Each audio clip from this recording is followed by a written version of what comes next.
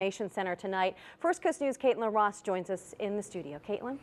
Patty, the victims in Colorado are just beginning to heal, a long process that some people in Jacksonville are all too familiar with.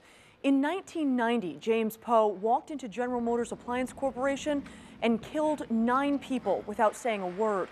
22 years later, one man shares his story of how he survived.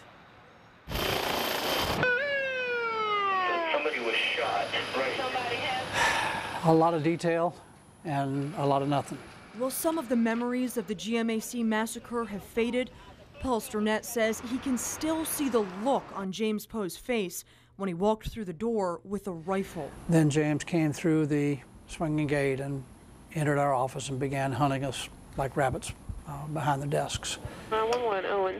Yeah, this is GMAC. Somebody's in here with a shotgun shooting. GMAC, there's a man with a gun here. There's a man in our office with a gun. He raised his rifle, had me in his sights. In the chaos, Sturnett escaped. Semi-automatic. Outside the building, the dazed expressions of survivors were the same as the people who made it out of the movie theater in Aurora, Colorado just last week. You never really get over it. You learn to handle it. For 2 decades, every time there's been a mass shooting, Sturnett looks for answers. Watching shooting suspect James Holmes dazed and aloof in his first court appearance, he doubts there will be any.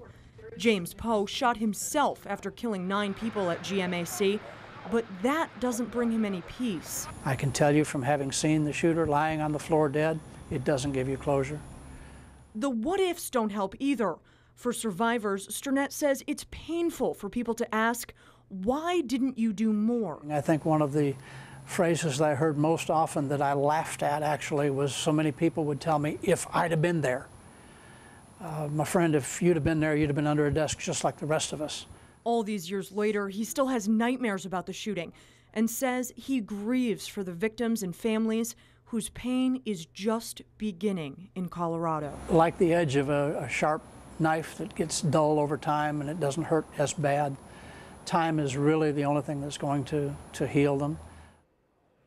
He says he's still in touch with some of the other survivors of the GMAC shooting, but they never talk about that day. Reporting in the studio, Caitlin Ross, First Coast News.